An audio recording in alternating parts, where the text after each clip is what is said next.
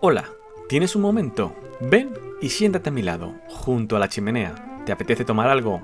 Puedes servirte tú mismo. Veo que has vuelto, pero por si acaso me presento. Soy Andrés Sánchez y bienvenido al Club del Dibujo. Este es el 14º episodio, el segundo de la segunda temporada del Club del Dibujo, un podcast sobre el mundo de la ilustración y la profesión de ser dibujante. En el capítulo de hoy toca un Conversemos sobre. En este tipo de programa estaré acompañado normalmente por un ilustrador o dibujante y conversaremos sobre un tema concreto que hemos pensado que puede ser interesante de tratar. Así que antes de que llegue mi invitado, te lo quiero presentar en petit comité. Para esta ocasión tengo el placer de tener a mi lado a Fran Péllez, ilustrador, dibujante de cómic y actualmente entrando en el mundo de la autoedición. La verdad es que mi historia con Fran es curiosa. Y es que él envió uno de los primeros correos electrónicos que recibimos en el club. Pero para explicarlo mejor, tengo que ir un poco más atrás. Fue allá a principios de año, en un evento que alguna vez he nombrado, los Convoy a PIF, que organiza la PIF, la Asociación de Profesionals de Ilustración Valenciana, donde nos reunimos con dibujantes para hablar sobre temas de la profesión, y allí coincidí con Luis de Mano, un ilustrador que también puede ser que te suene, ya tanto por su obra como porque fue uno de los invitados a las mini experiencias del episodio número 1 del club llamado Vivir del Dibujo. Luis me presentó a un grupo de estudiantes que acababa de empezar el máster de ilustración profesional del Centro Oficial de Estudios Superiores de Barreira, donde él es uno de los organizadores, y que además donde yo imparto una asignatura en el apartado de técnicas, más concretamente dibujo vectorial. La verdad es que recuerdo poco del momento, pero ese fue el primer contacto con los alumnos que tendría unos meses más adelante. Y unos días después, Fran me envió ese email, dándome su opinión sobre el club y abriendo una puerta a colaborar.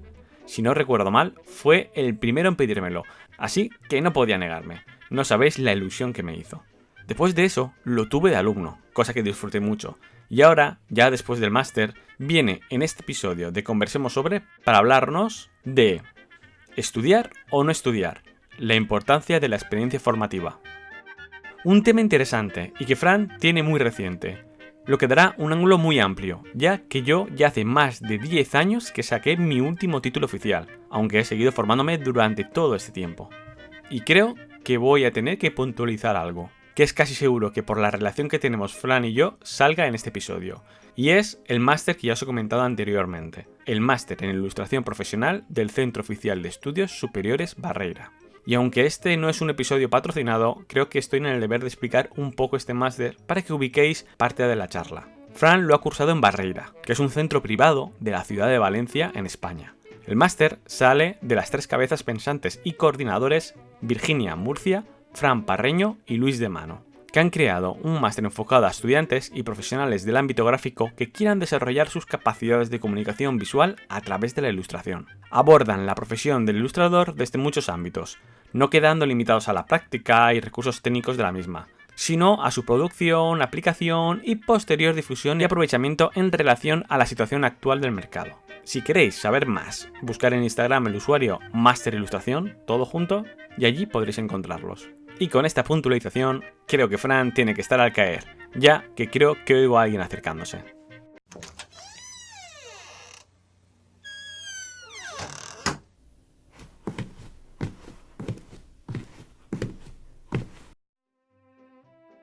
Y bueno, Fran, muchas gracias por venir al Club del Dibujo. Hola Andrés, gracias por invitarme al Club del Dibujo. Ahora vamos a intentar ver aquí, vamos a entrar en el tema, pero antes que nada, quiero que te presentes a nuestros oyentes y que sepan quién eres, así que adelante. Hola, me llamo Fran Péllez, soy dibujante en proceso de profesionalización. En julio finalicé un máster de ilustración profesional impartido en la Escuela Barreira de Valencia y me interesa todo el tema de la autoedición y bueno, actualmente estoy con unos compañeros del máster que vamos a intentar montar un estudio de ilustración. Ahí os habéis juntado todos, ¿no? Ahí hemos hecho peña y a ver. Eso me lo ha dicho antes off the record, fuera del micro y me quedo ¡uy, qué guay! Exacto. Y además, me ha hecho gracia lo de en proceso de profesionalización. Sí. Ahí quiero dejar el tema. Muchas veces he hablado con compañeros, también con profesores de Barreira que tienes tú, sobre si realmente somos 100% profesionales siempre o estamos a ese nivel entre amateur y profesional, porque como siempre estamos de aprendizaje, ¿sabes? Sí. Es como... Estoy de acuerdo. Sí.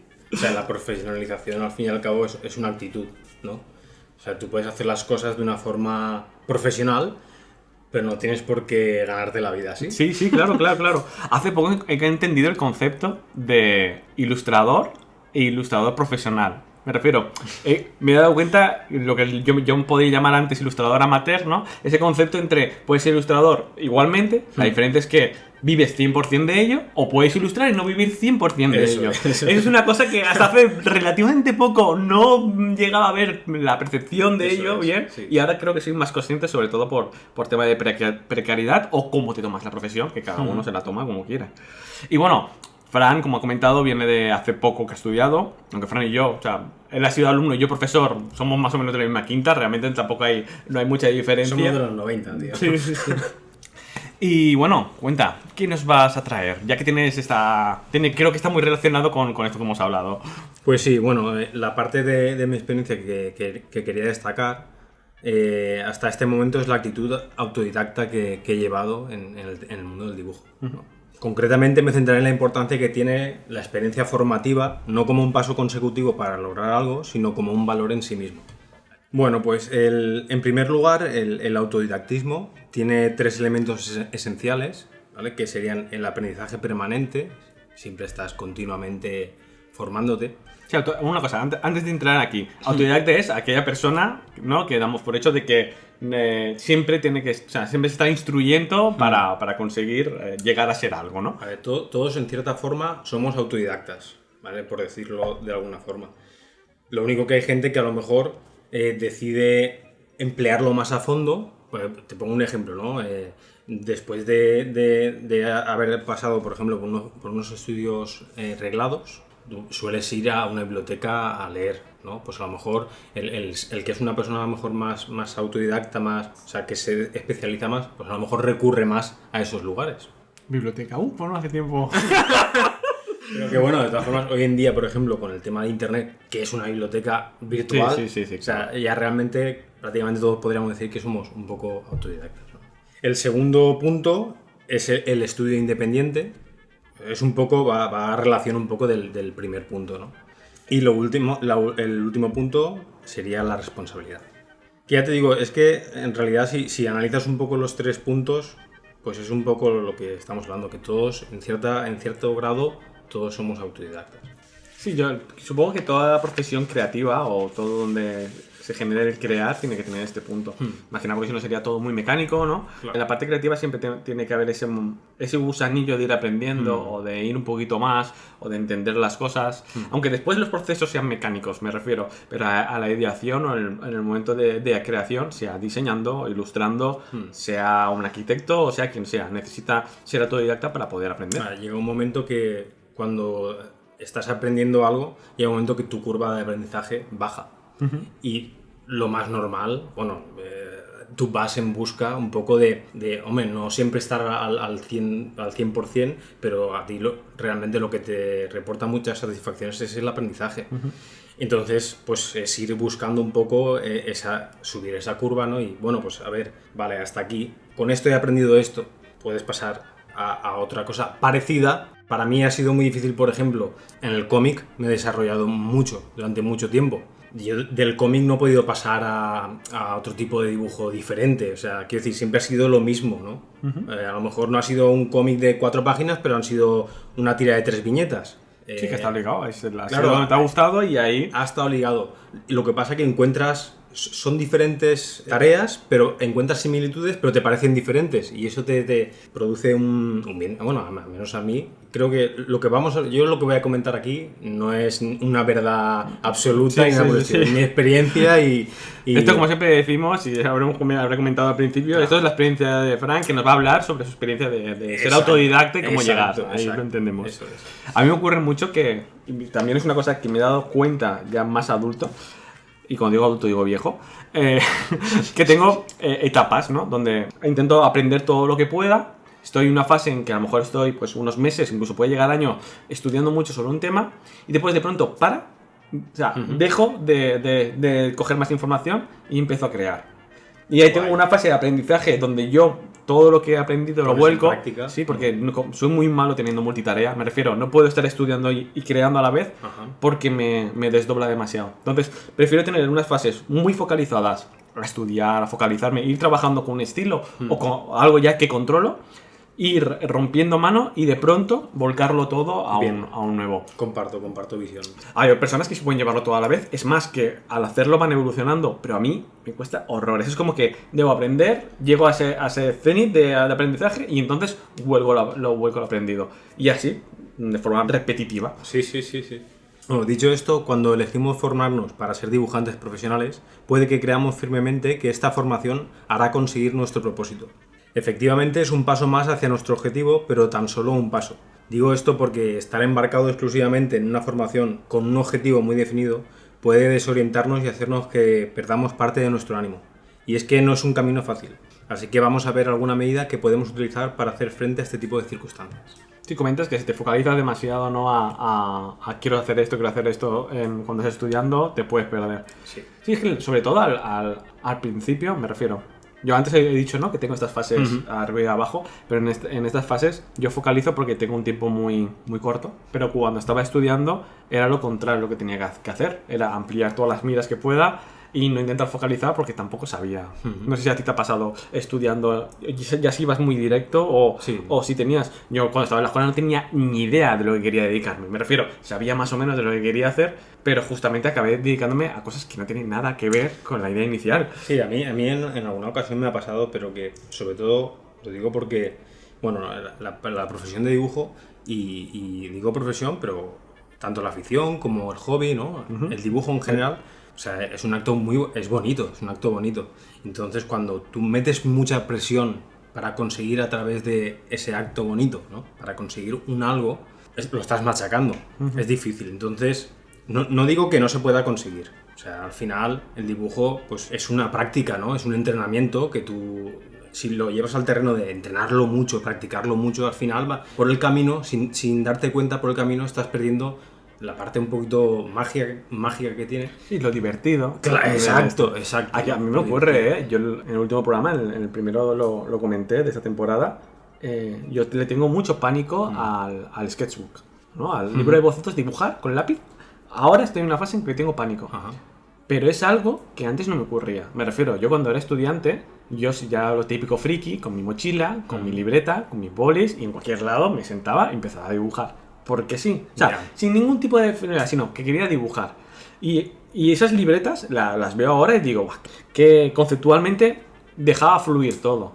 Ahora, después de haber entrado en un proceso dentro del diseño, el diseño gráfico, diseño interactivo, donde hay unos procesos mentales más de desarrollo, ¿no?, y de codeo, como tengo que ver todo muy ajustado porque habían terceros, de pronto ahora que he vuelto a la ilustración, a unas veces me siento muy encorsetado porque no consigo liberar esta parte. Me refiero, hay una cierta parte de estrés cuando tengo que justificarme dentro de una hoja en blanco y divertirme. Es como que, Dios mío. Claro, pero es que, o sea, realmente el boceto, la libreta de bocetos, no tiene que ir a ningún lado. Por el gusto de hacerlo, claro, sí que es verdad que a mí, por ejemplo, a mí me he dado cuenta, ¿no?, con el máster, ¿no?, que cuando tú ya focalizas hacia, no, es que quiero enfocarme en algún mercado concreto, ¿no?, por ejemplo, pues claro, ahí ya no quiero decir que no vayas a divertirte en tu libreta de bocetos,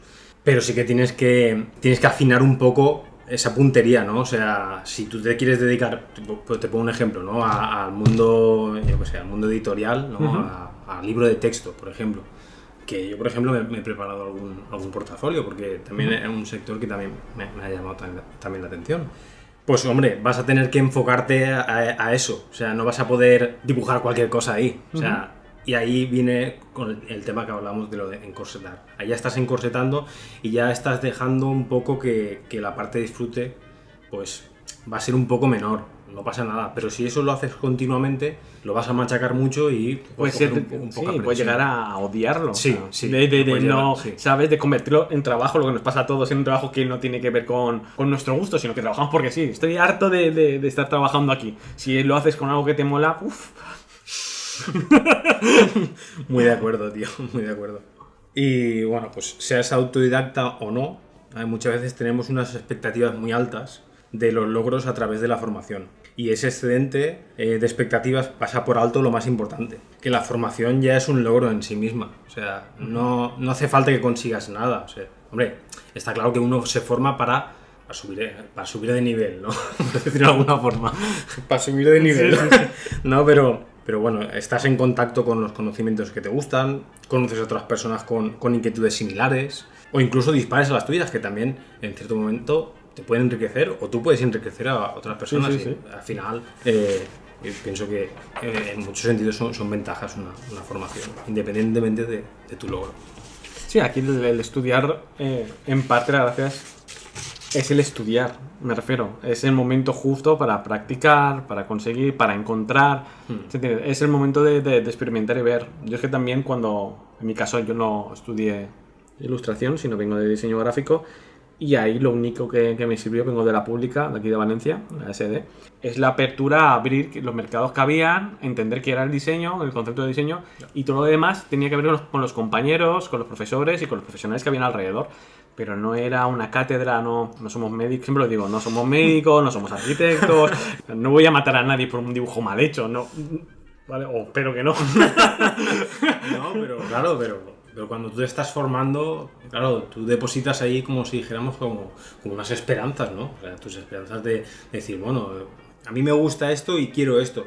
Pero yo te puedo decir, conozco gente, tengo muchos conocidos amigos o que he conocido durante el camino, que les encanta el dibujo, pero por X o por B, pues no se desarrollan, a lo mejor quieren, pero no encuentran a lo mejor el camino. La verdad que yo reconozco que es un camino muy difícil, El máster me ha servido para darme cuenta que es posible, o sea, es posible vivir del dibujo y vivir de la ilustración. Lo que pasa que sí que es verdad que cuando te lo tomas cuando es tu hobby, ¿no? Te lo tomas de una forma sin focalizar, lo que hablamos, ¿no? Es en plan de me gusta dibujar esto, dibujo esto. Que luego, si lo profesionalizas, yo creo que al final sí que puedes darle... Sí, claro. O sea, si te gusta dibujar, yo qué sé, animales, pues tú dibuja animales pero nunca dejes esa parte de disfrute, ¿no?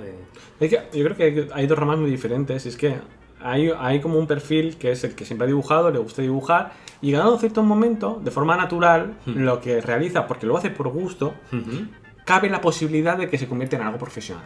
Sí. ¿Vale? Que es un camino que normalmente es gente que ha dibujado toda la vida, que tiene mano, que tiene los procesos adecuados de manera natural o aprendidas por el ámbito familiar o suya propia para ir mejorando y actualizando. Si llegado el momento, puede ser que haya estudiado o no, decida o no estudiar una carrera, pero puede desencadenar a que alguien que dibuja pues animales realistas, de pronto una editorial diga: he visto tus trabajos en Instagram, que aunque lo subas de una manera totalmente, voy a llamarle amateur, aunque no, es de forma no profesional, mejor, sí. sería dicho de otra manera, lo petas a nivel internet con ello, pero en ningún momento has buscado ser profesional. Claro. Y por otro está el que tiene claro más o menos hacia dónde quiere ir, o por lo menos sabe el recorrido, y lo que hace es intentar acortar estos procesos de esa persona, que a lo mejor son más largos, en estudios. Creo que los estudios sirven mucho para acortar. Sí. ¿Sabes? Sí. Algo que a lo mejor en 1 año o 2 años te costaría aprender, dando un máster, yendo a una academia o dando un curso online, acortarías el tiempo, pues 3 meses, 6 meses. Es como, quiero trabajar de esto, quiero llegar lo más rápido posible, voy a intentar acortar un poco el proceso de aprendizaje, o por lo menos que otros me cuenten esos procesos para no tener que darme una y otra vez golpes sobre la piedra. Eso me gusta lo que has dicho, que es como recibir realidad, ¿no? Porque sí que es verdad que, bueno, no sé si en otras disciplinas pasará, pero por ejemplo, pues en el dibujo, pues la capacidad de imaginar es muy grande y pues te gusta mucho imaginar, pues esto cómo puede ser, cómo no puede ser, pero luego la realidad, pues sobre todo cuando te enfrentas a la formación, te marcan unas pautas y me gusta lo que dices, ¿no? Acotas y a lo mejor lo que te costaría en, en 10 años de tu vida, pues a lo mejor ahí lo estás teniendo en uno. Yo lo noto mucho. Aquí en Valencia hay buena oferta de talleres, másteres, cursos, hay bastante. Y muchos de los que escucháis, muchas veces los mails que recibo van por ese lado. ¿Qué debería estudiar? Si debería estudiar o no. ¿Qué iba a hacer? ¿Qué podría hacer? Y mi respuesta, por norma, siempre es de cada uno estamos en una situación diferente. Y aquí depende mucho de tu situación actual, si puedes pagar el curso, si no lo puedes pagar, porque aquí, claro, tenemos privadas, públicas. Si tu forma de ser, a lo mejor, siendo tú autodidacta al 100%, simplemente con cursos online, o incluso con vídeos de YouTube, voy a ir al nivel gratuito, ¿no? O es como si dijeras, voy a escuchar el Club del Dibujo para aprender cosas de la profesión. Pues a ver, no es el mejor sitio. Bueno, te va a abrir caminos. Claro, vas a entender cierta parte desde mi objetivo, desde mi parte, pero no es no son todas las realidades. Incluso lo que hemos dicho antes, en medicina como que hay un camino establecido, ¿vale? Pero en las escuelas que se imparten enseñanzas artísticas tienden a tener un perfil cada escuela porque van enfocados a una cosa. Por ejemplo, tu Eduardo de Barreira, que está muy enfocado a acabar trabajando de ilustración, o sea, a prepararte para el mercado profesional y lo que va a repercutir en el mercado profesional. Pero hay otras escuelas aquí que van enfocadas más al mundo de los videojuegos y a formar parte dentro de contratado en una empresa de videojuegos. O sea, que según la escuela que vayas ya te va a definir un poco hacia qué lado quieras. No, en conclusión, es igual de importante disfrutar de la experiencia como marcarte buenos objetivos. Ahora vamos a realizar nuestra primera pausa y a escuchar a una profesional invitada hablando sobre el tema que trataremos en este episodio. Esta vez tengo el placer de presentar a Luján Fernández, ilustradora especializada en diseño de personajes, libros infantiles y cómic. Lo primero a decir es que estoy enamorado del estilo y la obra de Luján. No puedo ser objetivo con ella, lo siento de antemano. Para mí, sus personajes, tiernos y dulces y a la vez potentes y seductores, combinan tantas cosas que no podría definirlo con esta corta introducción. Algo que remarcaría, sus ojos, tan geniales, expresivos y tiernos. Podría hablarte de su técnica, de sus formas y sus trabajados bloques compositivos, esas contraformas que Luján controla tan bien. Cuando comprendes lo complejo y la dificultad de los vacíos en una ilustración, ver cómo trata las composiciones Luján es un placer visual. Podría hablarte de esas paletas suaves, pero contrastadas, limitadas, pero que cabe todo el mundo. No puedo dejar de contradecirme, pero es que el trabajo Luján es eso, fuerza y delicadeza, contrapuestos unidos de una manera natural y elegante. Tienes que verlo por ti mismo, tienes que ver su obra para entender mis palabras. Pero mejor ya dejo de divagar y te dejo con su experiencia.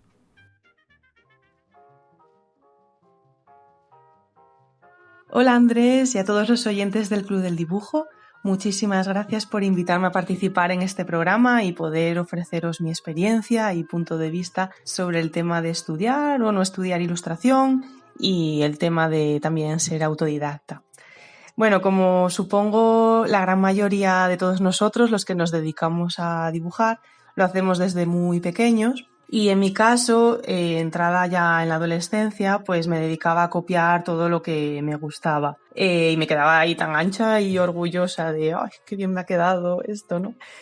Ahora, claro, echo la vista atrás y pienso que todas esas horas que yo pasaba en mi habitación dibujando, y como decía ahora, copiando Gokus o Pokémon, me hace pensar en que toda esa época pues tenga cierto peso en lo que hago hoy, ¿no? Al fin y al cabo son horas que dediqué a estar dibujando y que a día de hoy pues bueno, supongo que tendrán un pequeño peso en mi trabajo actual. Y bueno, lo cierto es que yo estudié de forma presencial en una escuela en Madrid llamada SDIP, hice ilustración y animación y por tanto, bueno, por supuesto que considero que estudiar, sea de la forma que sea, es siempre positivo y de hecho necesario. Como decía, pues bueno, en este caso estudié de forma presencial en una escuela, lo necesitaba porque me veía, aparte de verme muy verde, pues necesitaba el feedback o los consejos de un profesor que pudiese ver mi trabajo y decirme en qué fallaba, qué es lo que tenía que mejorar,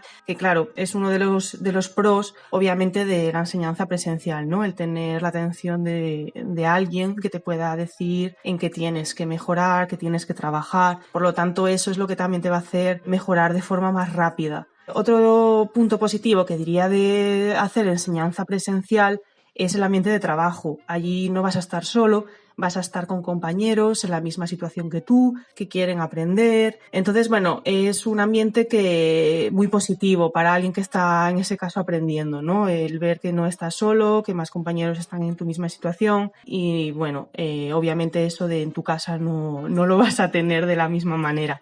Ya como parte negativa, diría los precios. La enseñanza privada, en este caso, a no ser que sea pública, claro, la enseñanza privada pues es bastante cara. Entonces, claro, hay gente que no se lo puede permitir. Obviamente hay otras opciones que me gustaría mencionar un poco más adelante, pero claro, los precios en este tipo de casos son bastante carillos. Entonces, bueno, es una inversión a tener en cuenta. Luego, por otra parte, y es algo que a mí me pasó, no es que sea tanto un punto negativo porque bueno, es que me parece que es algo inevitable y algo que pasa. Y es que yo entré a estudiar muy jovencilla, con lo cual mis referentes eran súper pocos, o sea, eran muy pocos, con lo cual, ¿qué pasaba? Que mi referente era mi profesor. Entonces llegó un punto en el que yo acababa dibujando como él. Asimilaba tanto lo que me iba enseñando, sus correcciones, su manera de trabajar, que llegó un punto que es que dibujaba prácticamente igual, bueno, peor, bastante peor, pero no dejaba de ser obvia mi influencia, ¿no? O sea, la influencia que él ejercía sobre mí. Entonces, ¿qué pasa? Que yo salí de la escuela, me di cuenta de ello, por suerte, a tiempo, y decidí trabajar en mi estilo y por mi cuenta. Con lo cual, bueno, pasó una época ahí un poco de esta así de, ay, a ver, una época un poco así de crisis artística, porque necesitaba encontrarme, necesitaba aprender de otros artistas, buscar mi estilo, qué es lo que me gustaba hacer, qué tipo de acabado buscaba. Entonces, bueno, fue un periodo pues de aprendizaje que, bueno, durante esa época pues eso, aprendí a aprender sola, o sea, no tener a alguien que me diga tienes que mejorar en esto, en lo otro, sino yo había adquirido unos conocimientos muy genéricos en la escuela, pero necesitaba ya ser más específica, ¿no? De qué tipo de acabado busco con los dibujos, qué tipo de estilo. Entonces pasé una época que se puede decir de autodidacta, de leerme libros, leer cómics, ver películas, videojuegos, bueno, meterme en la cabeza un montón de referencias, ¿no? Entonces, bueno, esa la considero también una parte muy importante y eso, lo que decía, ¿no? El aprender solo, saber aprender solo. Y bueno, ya como decía antes, pues por suerte hoy tenemos una amplísima oferta de cursos online y tutoriales. Hoy en día puedes buscar contenidos súper específicos prácticamente de tus artistas favoritos, si me apuras. Entonces es muy fácil el tener acceso directo o casi más directo a poder buscar técnicas o búsqueda de estilos, no sé cómo decirlo, pero eso, está internet lleno de... O sea, quiero aprender a hacer concept art, pues seguro que encuentro un montón de artistas que hacen concept art, puedo ver sus vídeos, ver qué pinceles de Photoshop usan, cómo lo usan, bueno, un montón de cosas, es que es increíble. Y luego también están los cursos online en sí mismos, que incluso algunos de ellos, como puede ser el caso de Schoolings, tiene un profesor que te puede hacer un seguimiento, darte feedback. El problema, como con todas estas cosas que siempre suele haber algún punto negativo, suelen ser por otra parte, o sea, los precios y obviamente el idioma. Si no sabes inglés o no te manejas del todo bien, puede ser una barrera importante a la hora de tener en cuenta el hacer un curso online. En el caso contrario, pues es que me parece una opción maravillosa y a tener totalmente en cuenta. Y luego no querría dejar de lado el tema de los libros, que los veo un poco a medio camino entre una cosa y otra, ¿no? Por un lado están los libros genéricos, que yo creo que en algún momento todos hemos hecho uso de ellos para buscar contenidos así un poco específicos, pero también, claro, tratados de forma más genérica, como puede ser, pues yo qué sé, libros sobre iluminación, sobre anatomía, sobre color, la teoría del color. Claro, eso lo veo como quizá un accesorio para la autodidacta, ¿no? Eres autodidacta, aprendes por tu cuenta y haces uso de libros para profundizar en ciertos temas. formas. De todas formas, tú lees, aprendes y haces tú mismo ese filtro, ¿no? Pero también existen los libros más específicos. La verdad que hay un montón de libros de aprende a dibujar personajes de fantasía, aprende a dibujar camiones, aprende a dibujar, yo qué sé, caballos, hay de todo. Entonces esos libros sí que suelen tener ya un método de trabajo. Es como si tuvieses un profesor dentro del propio libro que te dice utiliza este tipo de herramientas, este tipo de lápiz te va a ir mejor. Y luego ya los típicos pasos de primero haz un círculo, segundo tal. Entonces, eso sí que serían unos libros un poco más dentro de una enseñanza más específica.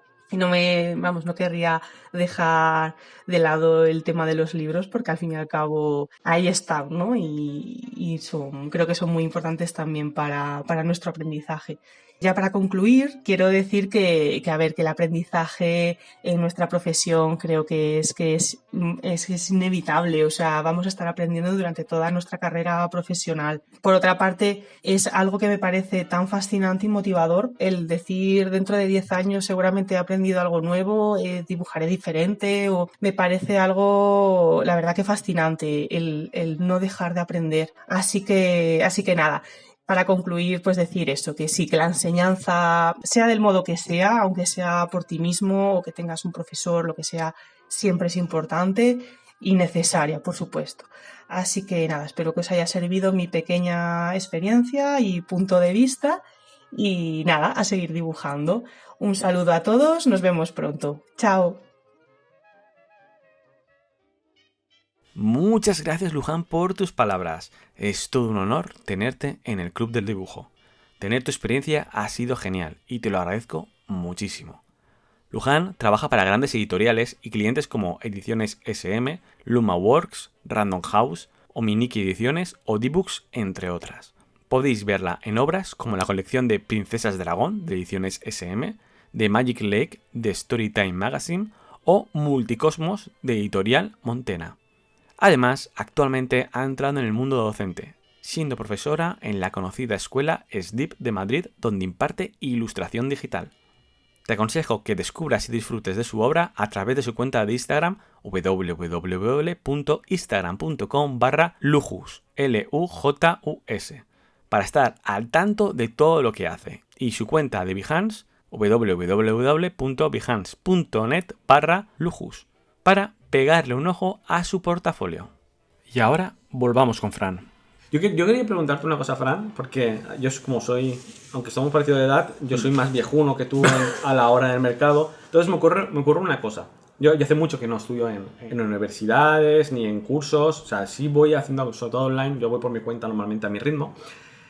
Pero en mi caso yo estudiaba para tener un título, salir e intentar trabajar ya de lo que tenía. Uh-huh. Sé que yo estudié pre-crisis, entonces era en el momento en que todo iba a llegar, ¿no? De que supuestamente estudiabas en la universidad, te sacabas el título, te pillaban de becario y trabajabas. Pero después, mientras ya estaba trabajando en publicidad, veía a los nuevos becarios que entraban, no en prácticas, gente en prácticas, y me he dado cuenta que la percepción cambiaba un poco. Y en el momento de la crisis, los estudiantes no esperaban salir a trabajar, sino sacaban un título y aprovechaban para continuar estudiando y aprendiendo, porque sabían que el mercado actual no daba. Continuaban aprendiendo y estudiando su rama o otras, incluso si iban a otras. Tú que lo tienes más reciente, ¿qué percepción tienes de esto? Me refiero a la gente que ahora está estudiando o que se está planteando estudiar. Yo estudié porque mis padres me dijeron, o sea, yo emprendí mis padres, ellos no tenían títulos, no tenían ni primaria, creo que tenían, no tenían primaria, eran gente que trabajaba a partir de los 12, 13 años, ya se pusieron a trabajar porque así era. Yo fui la primera generación de mi familia que pudo estudiar un superior en la universidad. ¿Tú cómo lo ves en este caso? O sea, ahora tú has podido elegir una carrera. ¿Con qué ámbitos has visto tus compañeros y tú que cogéis unos estudios? Bueno, pues voy a centrarme un poco en lo que he dicho antes, ¿no? Que la formación ya es un logro en sí misma. ¿Y por qué me repito? Porque si a ti te gusta algo, ¿vale? La formación te va a amplificar eso. O sea, está claro que cada uno tiene una circunstancia personal y, oye, O sea, habrá momentos, yo por ejemplo, mi caso por ejemplo, a mí en bachillerato pues me costaba muchísimo estudiar. O sea, me saqué bachillerato de chiripa, es verdad. Hice bachillerato. Aquí otro, también.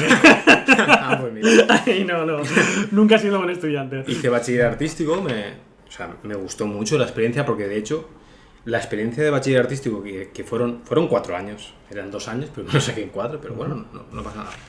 La experiencia que tuve en realidad es lo que ha mantenido la llama para que yo a través de los años no haya perdido lo que a mí me gusta hacer. O sea, el dibujo en este caso, ¿no? Ha sido los estudios. Yo en aquel momento me costaba mucho estudiar, ¿no? Si volviese atrás en el tiempo no lo cambiaría. Haría lo mismo porque al final cada uno tiene un camino. Pero yo creo que la gente que sí que tenga esa incertidumbre de si estudio o no estudio, yo pienso que es una buena opción formarse. Ya te digo, estar en contacto con conocimientos que luego los vas a buscar por ti mismo, porque al final, si hay algo que te gusta mucho, lo vas a buscar y los vas a encontrar y los vas a disfrutar, pero el aglutinamiento que hay en una formación, sobre todo, por ejemplo, en el máster de Barreira, todos los profes, ya sois gente que está en contacto con la profesión, sois gente que ya habéis pasado por muchas etapas y muchas épocas y os habéis desarrollado. Y todo lo que compartís, yo la verdad estoy muy agradecido porque te abre mucho la mente en muchos sentidos, aprendes mucho, independientemente de lo que luego lo que pase. No, ahí yo siempre, algunas veces algo guay que me gusta dentro del máster de Barreira es que somos muchos de diferentes perfiles. Y algunas veces digo, claro, yo os cuento mi movida, doy dibujo en Barreira. ¿Son 9 meses? ¿Son? 9 meses. Son 9 meses. Entonces hay como muchas asignaturas y yo me ocupo de dar dibujo vectorial, pero siempre hablamos de más cosas. Me refiero, estamos dando Illustrator al fin y al cabo, pero siempre vamos sacando dos temas. Y digo, yo les cuento mis movidas aquí y me preguntan cómo hago las cosas tal, y de pronto tengo otros perfiles como puede ser Franz o que pueden ser otros profesores totalmente diferentes, Laura Pérez, que no tienen nada, ni sector, ni técnica, o sea, no se parecen nada, aunque cada uno vive de lo suyo, pero cada uno, y digo, tienen que salir con un cacao unas veces, porque tenéis que ver tantas caminos diferentes profesionales que de pronto decir, ¡buah! Esto tiene que ser, vamos, fiesta. Sí. La verdad que la diversidad que hay es bestial. Y eso también mola, ¿no? Verlo, ¿no? O sea, también es un poco como decir, hay muchas posibilidades. O sea, aunque tú te dediques a una cosa, pues tienes un abanico muy grande para poder desarrollarte en un camino. Y eso también mola mucho, ¿no? Sí, además, creo que hay dos caminos interesantes de Barreira porque opta por abrir lo que hemos dicho antes. La percepción que tengo del máster es que intenta enseñarte todos los caminos profesionales que hay, que se puede vivir de todos ellos y qué recorridos hay. Con profesionales muy diferentes, con todas las asignaturas comunes, porque todas, evidentemente, vienen de los mismos procesos, pero pues hay otros que es al contrario, donde se focaliza, como hemos dicho antes, de videojuego, ¿no? O incluso en Barreira creo que también hay otras de videojuego, por el SAT, en el Polix, o si te vas a Barcelona y Madrid hay un montón. Eso molaría algún día hacer un programa sobre en concreto, sobre todo me interesa fuera de España porque es una cosa que no tengo muy idea cómo está arreglado. Y lo que comentaba, en vez de ser tan abierto o focalizado a entender el mercado, a entender la profesión desde todos sus ángulos, se centra en tal cosa, diseño de personajes para videojuegos, súper concreto, súper tal. 9 meses antes focalizado en eso. Sales de eso y sales, pero no tienes ese abanico. Es como que tienes que entrar sabiendo muy bien lo que quieres, es como un siguiente paso o una especialización muy grande hacia ahí. Yo siempre hay unos chicos que sigo con el Club del Dibujo, son los de la Galería Roja, que son de Sevilla. Sí, Sevilla. Hacen cursos muy guapos. Increíbles. O sea, muy guapos. increíbles. Llevo tiempo ya. Yo cuando veo toda la peña que va, digo, Sí, Dios sí, mío, sí. que tuviera el dinero. Pero, y fíjate que son workshops o talleres concretos en un temporal, pero vienen profesionales de todo el mundo para impartir. Claro. O sea que hay cursos para todo tipo de profesionales que están buscando. Seas profesional o no, o sea, que seas dibujante, quería decir, no profesional. Que vivimos en un momento bueno para encontrar el curso adecuado para ti. Ajá. Eso también es muy importante, ¿no? Si eliges una formación, ¿no? El tener claro eso, al menos un mínimo, ¿no? En este caso, el caso que estamos poniendo de ejemplo de Barreira, a lo mejor sí que es más diverso, ¿no? Pero bueno, también es interesante porque te puede abrir un poco el decir, bueno, es que yo solamente conozco, por ejemplo, es que a mí me encantan los cómics, ¿no? Y me encanta el mundo del cómic y solo he leído que cómics, bueno, pues también hay que leer otras cosas. Sí, claro. Y también hay que ver otras cosas que al fin y al cabo pues, te van a enriquecer. A lo mejor luego vuelves al cómic, que es lo que me ha pasado a mí.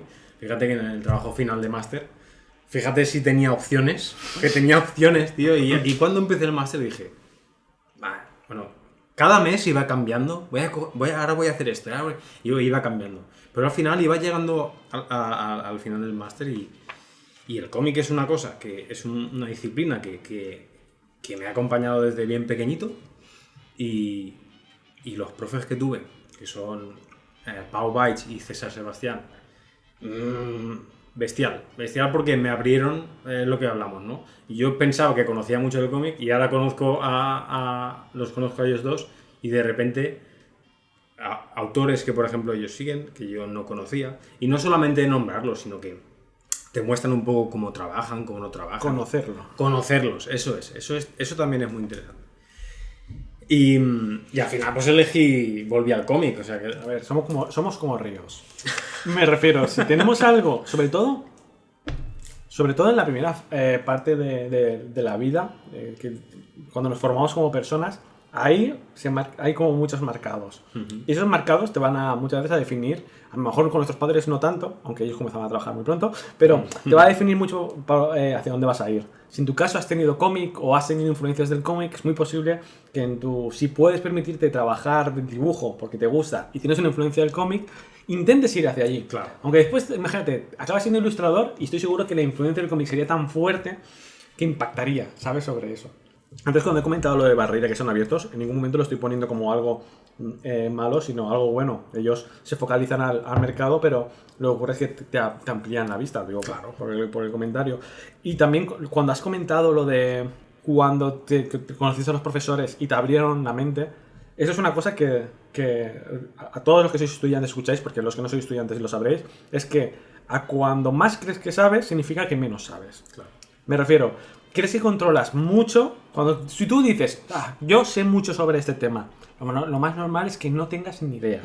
¿Por qué? Porque normalmente las profesiones históricas, que tienen mucho tiempo, incluso las cortas, tienen detrás un bagaje muy grande de gente muy inteligente detrás, que han pasado muchos procesos, muchos filtros y mucho de pensar. Y si tú crees que sabes mucho de algo, el momento en que comienzas a descubrirlo de verdad, te das cuenta que no sabes nada. ¿Sabes cómo te das cuenta que, un momento, que vives en esa mini burbuja alrededor sea por ti, por familiares, por amigos o por el entorno que tienes, y cuando de pronto rompes la burbuja y ves realmente la amplitud que tiene, autores, escuelas, libros, de todo, entonces te das cuenta y dices, hostia, no sé realmente lo que hay. Entonces, siempre ten esa duda cuando... Yo hago como parámetro, ¿eh? Cuando de pronto digo, de esto creo que ya estoy bien, ¿no? Esto, ya he aprendido lo suficiente de esto. Entonces cuando digo yo, creo que aquí hay algo mal. O sea, si digo que ya sé bastante de esto, es que es muy posible que o me estoy dejando algo o no he entrado lo suficiente. Sí. Entonces, normalmente a lo mejor me dejo un tiempo, me vuelvo a cogerlo y me doy cuenta. Toda esta rama no me he dado cuenta histórica, si entro por aquí voy a encontrar algo nuevo y de pronto tienes un montón más que estudiar, un montón más de aprender, un montón de todo. La verdad que sí. De nuevo, hacemos una pequeña pausa para escuchar la experiencia de un profesional. Esta vez tengo el honor de presentar a Fran Parreño, un ilustrador especializado en editorial, aunque a lo largo de su carrera ha trabajado para diferentes sectores como la publicidad o en cartelería. Hablar de la obra de Fran es hablar de una de las técnicas que más le representan, las acuarelas. No es la única, pero puedo decir que sí la más representativa de su repertorio.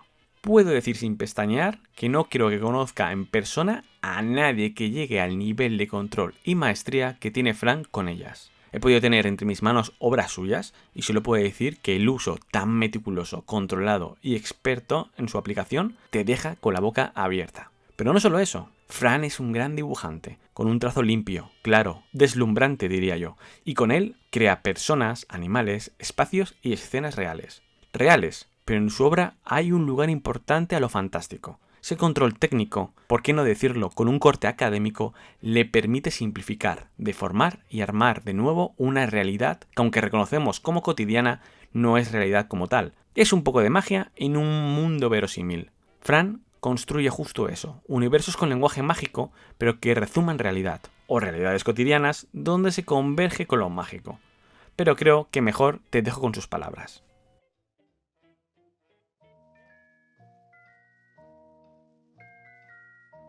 Yo ahí empezaría hablando un poco de mi experiencia, que bueno, yo he tenido la suerte, o no, luego veremos por qué digo esto, de haber tenido una trayectoria académica, digamos, un poco la utópica, ¿no? Es decir, yo estudié en bachiller artístico, después de bachiller artístico estudié el módulo de ilustración y de ahí ya me vine aquí a Valencia a estudiar en la Facultad de Bellas Artes. Me refiero a utópico porque son pasos ascendentes en el que pues estoy en un contexto académico, estoy haciendo las asignaturas que directamente enlazan con lo que yo quiero aprender y bueno, eso no sería un poco la trayectoria, entre comillas, ideal de una persona que se quiere formar en artes gráficas, en ilustración, diseño, dibujo, pintura, bueno, un poco ya la disciplina que cada uno quiera. Pero bueno, esa ha sido mi trayectoria, ese ha sido mi contexto, pero sin embargo yo he ido extrayendo contenidos o enseñanzas un poco de donde me han ido viniendo. Es decir, en ese contexto académico yo he tenido profesores excelentes, profesores que me han marcado un curso que ha sido un antes y un después. Los he encontrado en ilustración, los he encontrado en Bellas Artes, pero los he encontrado a lo mejor en contextos que tampoco esperaba, como en bachiller artístico, un profesor de historia del arte que teníamos, que con esa motivación y vehemencia con la que daba las clases, era una carga de energía, ¿no? Y lo único que hacía era despertarte interés sobre lo que estaba hablando. Entonces, eso también, si lo junto con que de estos profesores que te estoy destacando de esta trayectoria, a lo mejor han sido un 5% de todos los profesores con los que me he encontrado, me da a entender que no todo depende del profesor. También otro contexto en el que yo creo que he extraído bastantes cosas que me sirven a mi día a día de lo que sería mi profesión, también han sido mis compañeros. Estar al lado de gente que trabajaba de cierta forma muy diferente a lo que podía hacer yo, gente con unas aptitudes que yo no tenía, incluso hasta con unas actitudes que yo igual en ese momento no tenía, han hecho que pues todo eso se vaya generando el caldo cultivo de lo que yo he ido aprendiendo con todos los años. Lo que vengo a decir es que la enseñanza está en todas partes, ¿no? O sea, puede estar en un compañero, puede estar en una experiencia personal que has tenido realizando un ejercicio, puede estar en el profesorado, pero depende al fin y al cabo de uno mismo, depende de las ganas que tenga uno mismo, de cómo conecte con lo que se le está explicando y de las motivaciones, y yo vendría a decir un poco del hambre que tiene cada uno, ¿no? Pues yo en ese momento, por ejemplo, cuando yo estudiaba ilustración, en ese momento estaba hasta asustado, ¿no? Porque pensaba que no sabía absolutamente nada y que yo quería vivir de eso, y en esos momentos era una auténtica esponja de todo lo que se me decía. Yo iba a la biblioteca a coger libros, en aquel entonces no había ni internet, era a uso diario, y cada vez que cogía un libro era como, ostras, tengo que aprenderme este libro porque luego no lo tendré cuando esté trabajando en casa, y estas ilustraciones o cómo realiza este referente, cómo desarrolla estas ilustraciones, tengo que aprendérmelo, como si fuese un programa informático, tengo que adherirlo a mi sistema para luego ser capaz yo de recurrir a él cuando lo necesite. Entonces creo que esa necesidad o ese hambre es lo que hace que nosotros vayamos aprendiendo. Eso enlazaría directamente con lo que me preguntabas de si un entorno académico sí o autodidacta. Es que depende de la personalidad de cada uno. Es decir, podemos tener al profesor más maravilloso delante, que si no nos interesa lo que nos está contando o no nos llega a conmover lo que nos está contando, de poco nos va a servir. Podemos estar en un contexto totalmente diferente en el que no tenemos a nadie, y es la necesidad la que, indagando por internet, buscando en libros, curioseando aquí y allá, nos lleve a aprender y nos lleve a solucionar algún problema que teníamos y que necesitábamos recursos nuevos que antes no teníamos, ¿no? De hecho, incluso hasta considero positivo, ¿no? Por eso decía antes, ponía entre comillas cuando decía lo de por suerte o no, esa evolución natural de la enseñanza académica. Porque quizá si yo, o te voy a poner otros ejemplos, otras personas vienen con otro bagaje cultural, también van a aportar cosas diferentes de lo que serían los tópicos, ¿no? Me refiero, yo soy consciente de que después de haber hecho el A, B y C de la enseñanza artística, tengo ciertos vicios de ese concepto del dibujo académico, o tampoco quiero yo entrar mucho ahora en estas cosas, ¿no? Sin embargo, a lo mejor gente que viene de otras disciplinas, relacionadas o no, de repente te pueden aportar o suelen aportar unas visiones, si son capaces de enlazar y de conectar esas otras enseñanzas o esos otros conceptos y traerlas, en este caso en la ilustración, podría ser diseño, podría ser otras disciplinas, me parece hasta como mucho más interesante, ¿no? Porque de repente ese abanico de posibilidades o ese abanico de soluciones es mucho mayor, quizá no técnicamente, pero sí conceptualmente. Se me está ocurriendo el ejemplo de Isidro Ferrer, que es decir, una persona que alardea de no haber tenido una enseñanza académica, una trayectoria a lo mejor más típica, ¿no? El estudio creo que era arte dramático, sabía que le gustaba el diseño gráfico y se metió en un estudio de diseño a aprender y ahí hizo sus primeros pasos, ¿no? Pues una cuestión como muy, muy medieval, ¿no? De juntarte con el artesano prestigioso de tu zona y de trabajar codo con codo, aprender. Y pues eso, y es una persona que a lo mejor gracias a las disciplinas a lo que le aporta el haber estudiado otras cosas o haber tenido otro bagaje vital en su vida, pues las posibilidades conceptuales con las que resuelve su obra, ¿no? Entonces por ahí eso, romper un poco esa lanza a favor de no tanto el autodidacta, sino como esa trayectoria no tan lineal, ¿no? de la enseñanza artística.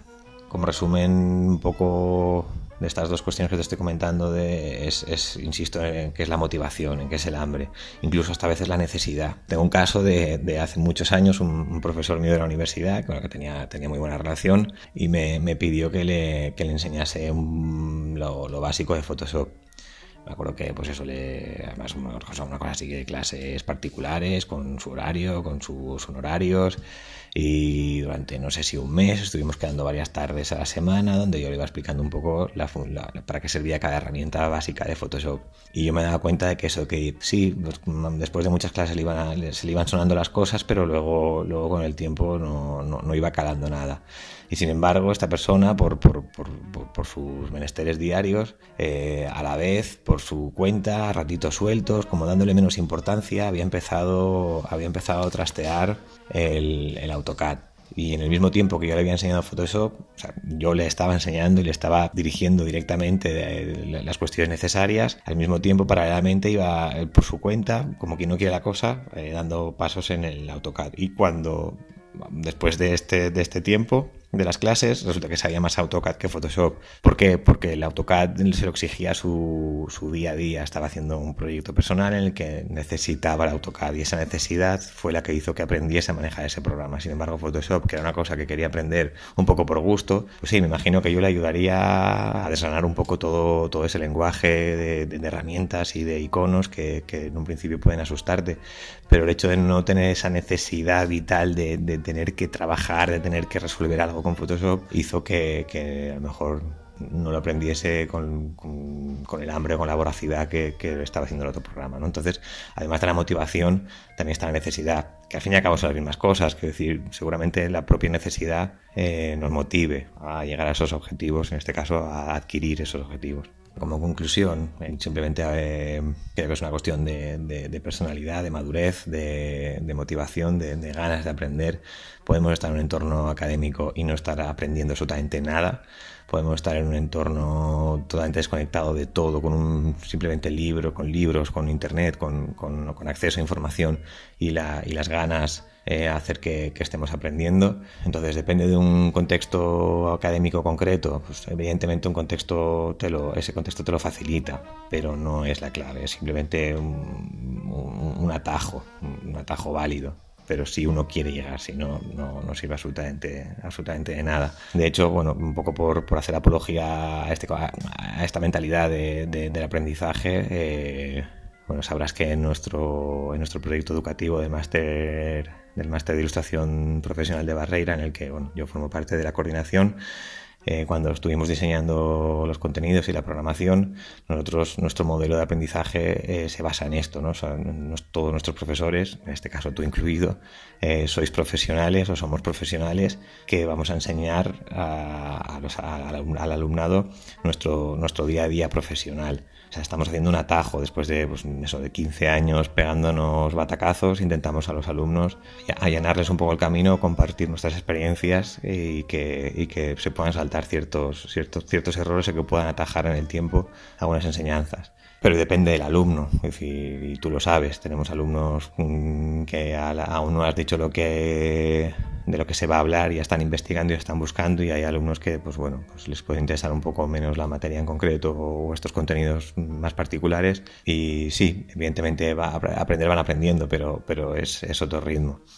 Tanto es esta fe o esta confianza ciega en esta forma de enseñar y de aprender que, por ejemplo, nosotros no tenemos, y lo sabes, no tenemos evaluaciones, ¿no? Porque si un alumno depende que le pongas un 9, un 8, un 5, un 6 para que cumpla los objetivos en estos contextos educativos en que ya no es una educación obligatoria, pues mal vamos, ¿no? Es decir, ahí tiene que ser el propio alumno el que haga autocrítica y con la ayuda de los profesores, evidentemente, pero sobre todo el que tiene que tener ganas de irse de esas clases con la cabeza llena de contenidos y de conceptos y de técnicas también, claro. Y creo que eso es todo. Darle un abrazo a Fran Peiró, darle un buen tirón de orejas, que aún se burlan de mí por un comentario que hizo en la presentación final. Pero nada, darle un abrazo muy fuerte y otro para ti. Venga, chao. Muchísimas gracias, Fran, por participar. Es un placer tenerte en el Club del Dibujo. De verdad, no sabes la ilusión que me hace que estés aquí. Puedes encontrar la obra de Fran en varias obras publicadas como Alice in Wonderland, Treasure Island y Andersen's Fairy Tales de Ashford Publishing. También en las portadas que realizó para la serie de Amol de Gust de la Fundación Bromera o las portadas colección Didactiques de la editorial Bromera. En La herencia pirata de la editorial SM Arrels o El Riu de Helena de la editorial Andana, entre muchos otros títulos. Para descubrirlos todos ellos puedes acceder a su web www.franparreño.com. El parreño en vez de con una ñ, con una n y una y. Y para estar al tanto de todo lo que hace, te recomiendo su Instagram, www.instagram.com/franparreño, todo junto, y en vez de una ñ, una n y una y.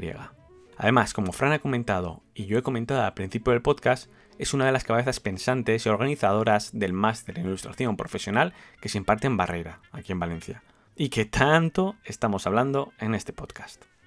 Y ahora volvamos a la charla con Fran Péllez. Bueno, Fran, quería comentarte ahora que has acabado ya el máster de ilustración. Ahora, ¿vas a continuar estudiando? ¿Vas a dejarlo a un segundo nivel? ¿O vas a ponerte ya hacia la vida laboral? Las dos cosas a la vez. Cuéntame un poco ese momento, ya que has estado 9 meses estudiando muy focalizado en ilustración. Ahora, ¿cuál es el siguiente paso? ¿O cómo te lo vas a plantear? Bueno, a ver... Claro, eso va en función de cada persona. A mí por ejemplo... yo, por ejemplo, no he hecho una carrera. No he hecho... Bellas Artes, yo no he hecho Bellas Artes. Entonces, claro, para mí no hacer Bellas Artes implica que tengo muchos desconocimientos a nivel de técnicas. Sí que busco yo el conocimiento y leo este libro, pero es verdad que creo que tiene lo que hablamos, ¿no? El punto de la formación, que alguien te imparte un taller o un curso, tiene ese puntito de aprendizaje que pues a veces es más inspirador, ¿no? Como más... Sí, que tienes una obligación, me refiero, cuando sabías arte. Yo antes estaba el primer año, pero es como que tienes tantas horas dedicadas hacia algo, el dibujo, obligación de aprobar. O sea, sí o sí tienes que hacerlo. Sí. Y eso te incentiva de alguna forma. Y lo digo porque, bueno, yo de momento la formación ya la tengo, ¿no? Lo que es en el campo de ilustración, pero sí que me gustaría, me estoy mirando pues algún taller o algún cursillo, eso. Yo eso no quiero dejarlo de lado. O sea, para mí eso es importante porque pongo en valor y pongo en práctica el desarrollarme personalmente. Pero bueno, el campo de la autoedición es un campo que me llama la atención por todo el tema que hablamos de los cómics, que a mí es un mundo que desde bien pequeño me ha apasionado y lo sigo y voy y vengo y aprendo otra cosa y de repente lo meto dentro del cómic y dices, ¿pero por qué? Porque sí, tocaba, pues porque sí, porque claro, sí. Claro. Y entonces ya te digo, pues ahora la idea es un poco conocimientos que he aprendido en el máster, incluirlos dentro de la experiencia.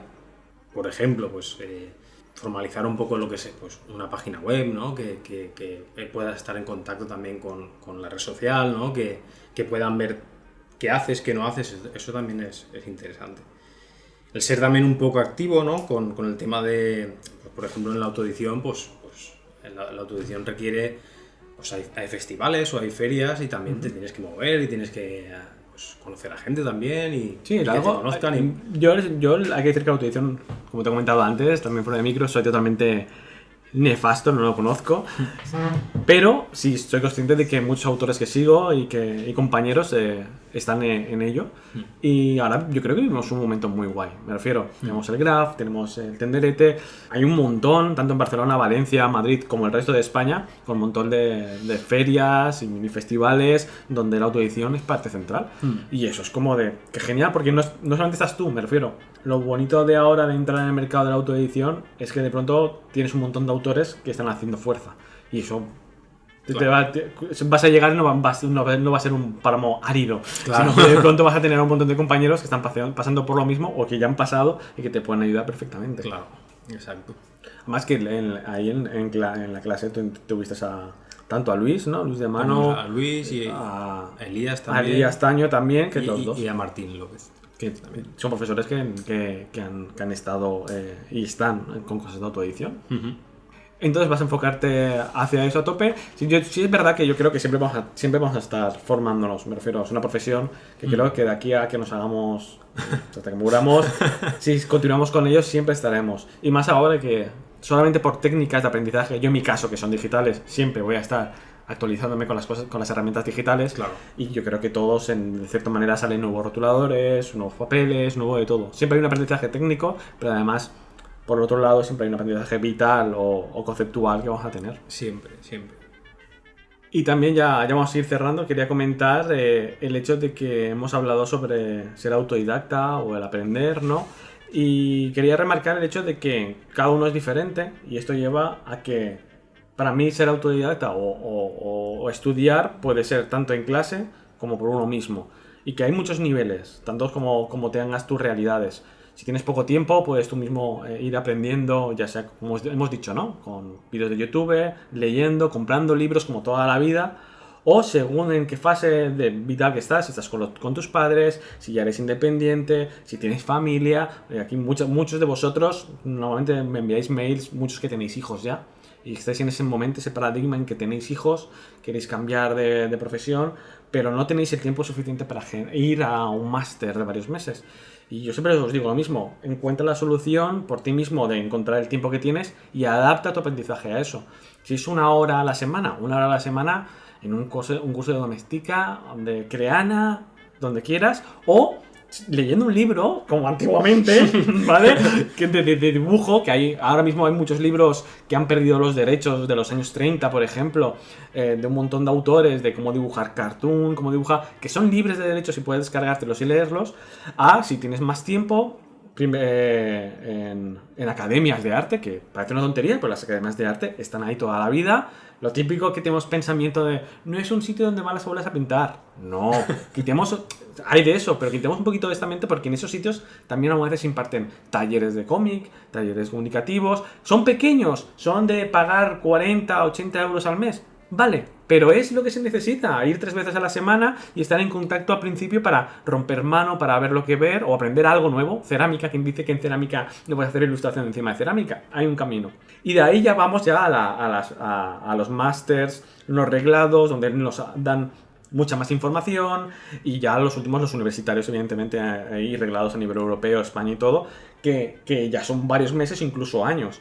Por eso, chicos, que tener en cuenta que cuando hablamos de ser autodidacta, vamos desde tu aprendizaje en casa tranquilamente a ponerte dentro de una escuela. El tema es el seguir estudiando y seguir estudiando. ¿Hay algo uno mejor que otro? No creo. ¿Tú, Frank, tú crees que...? Yo creo que no. Yo creo que al final es un conjunto, ¿no? O sea, la formación te va a abrir el camino, luego eres tú el que va a estar ahí involucrándose en ese camino. Y no creo que haya uno mejor que otro. Que siempre es una pregunta muy recurrente. ¿Qué es mejor? Esto? Y es de... Depende mucho. Claro, depende mucho. Santi, como hemos dicho antes de que cada escuela tiene un estilo diferente, ya con eso ya te va a marcar. Claro. Lo difícil muchas veces es ver lo perdido que estás o dónde está tu mente. Si es una cosa más amplia, quieres coger más, irte más hacia atrás, ¿no? Coger a estudios más genéricos. O si ya te has enfocado, ya has estudiado otras cosas, o ya te ves con un nivel suficiente, ver algo más focalizado, como he dicho antes de los videojuegos, ¿no? Diseño de personajes, en particular con este autor. Es porque tienes muy claro ya que vas a hacer eso. Por ejemplo, los de la Galería Roja, que muchas veces son muy focalizados, ¿no? Son cursos con una persona que es especializada en una cosa. Pues ese curso tiene sentido cuando ya eres un dibujante o un ilustrador que ya ha tocado algo y ya sabes perfectamente que vas ahí a aprender, no un tono tan genérico. Que también es verdad que el tema de que a veces que es interesante el ser un poco flexible, ¿no? Con las decisiones que tomas, ¿no? Porque, o sea, es decir, tú tomas una decisión y empiezas a ser responsable con tu decisión. Yo quiero hacer esto, yo hago esto, pero hay veces que te estás ofuscando porque eso a lo mejor no te lleva a ningún lado. Pues es mejor, oye, mira, que no pasa nada.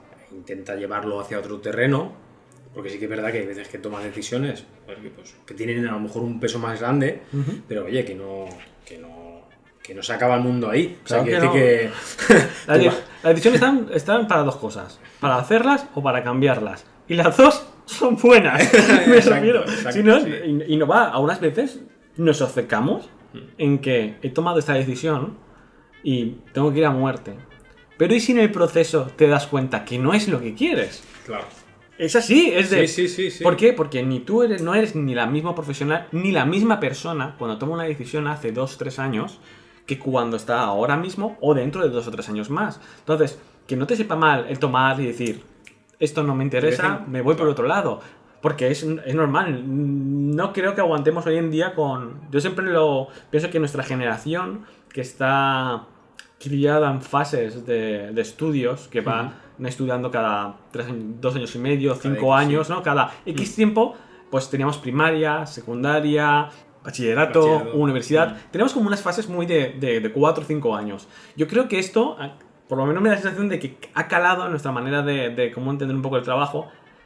Y yo cuando he trabajado para alguien asalariado, a los 2 años y medio, 3 años empiezo a cansarme. Hay una fase de quemazón, ¿sabes? Sí. Que si no, o me aporta más, o ya me huelo que en 2 años más yo voy a estar harto. Es una cosa que se repite, es como yo puedo dedicarme 100% a dibujar en vasos de cristal el logotipo de un equipo de fútbol, por decir algo mecánico, ¿no? Que me gusta mucho, que es mi equipo de fútbol, me encanta y le pongo más o menos hojas, le pongo más o menos balones de fútbol. Pero es muy posible que si esto no cambia en 2 años y medio, me quiera pegar un tiro con esos vasos. Claro.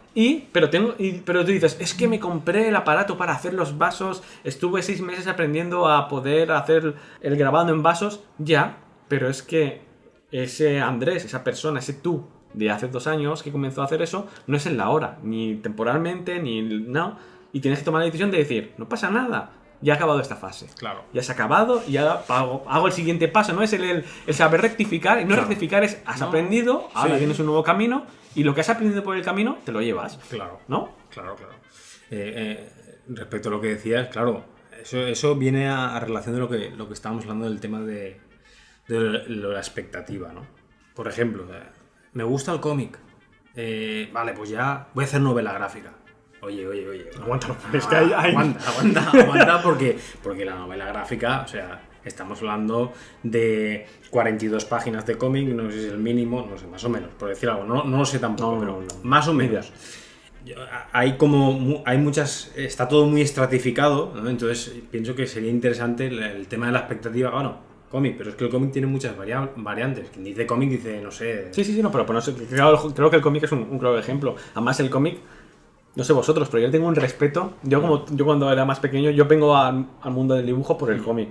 Yo he hecho cómics, he autoeditado en salones, pero estoy totalmente alejado ahora de eso, por ejemplo. Es más, pero ahora, aparcar un cómic, le tengo mucho respeto.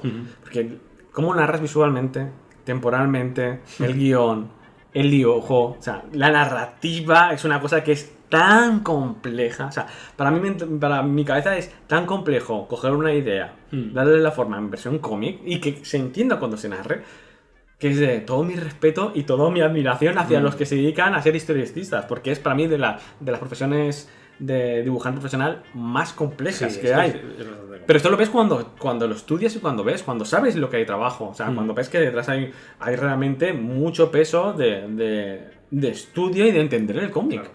¿Sabes? No puedes pues sentarte y hacer cómics como locos y ir haciendo. Pero en el momento en que te lo tomas de manera profesional o quieres trabajar de ello, te das cuenta que hay un mínimo. Es una locura intentar hacer a la primera una novela gráfica, que hay gente que lo hace. Pero, Sí, pero normalmente detrás... Pero son excepciones. Sí, y detrás normalmente hay más cosas de trabajo por otros lados Exacto. creativos. Que no olvidemos que a lo mejor dices, este autor ha sacado su primera novela. Sí, vale, su primera novela gráfica. Pero detrás, ¿qué tiene? No estuvo en el mundo de la autoedición durante 10 años. Claro, no claro. ha estado en el mundo de la ilustración. No ha estado en publicidad. No ha estado en...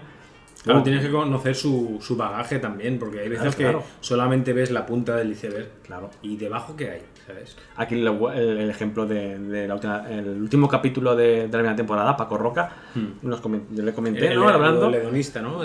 Sí, pero comentó lo del cómic que antes de eso se dedicaba a publicidad, haciendo storyboards, haciendo concepts, pasó por las fases de Kiss, o sea, del porno, pasó por las fases del cómic Es alternativo. un camino muy largo. Claro, muy largo. hasta que llegó a lo que conocemos todos un Paco Roca, pero detrás de Paco Roca hay ¿cuánto? 20 años, 15 años de trabajo que tú no lo ves porque es algo que él no quiere enseñarlo, ni tampoco es necesario para entender el Paco Roca actual.